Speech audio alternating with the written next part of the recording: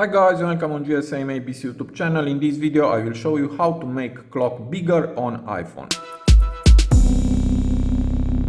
So here I have an iPhone with the new iOS 26, and if you want to make a clock bigger, it is very easy. Just press and hold on the lock screen, and now tap on customize. And now just put your finger here in the corner and move your finger like this, and you can make the clock bigger. Also here we have the option deep effect if you want to use it. And if you want to customize the clock, tap here, and from here you can change the font and the color. You can make the numbers thinner or bolder like this, and you can change the color.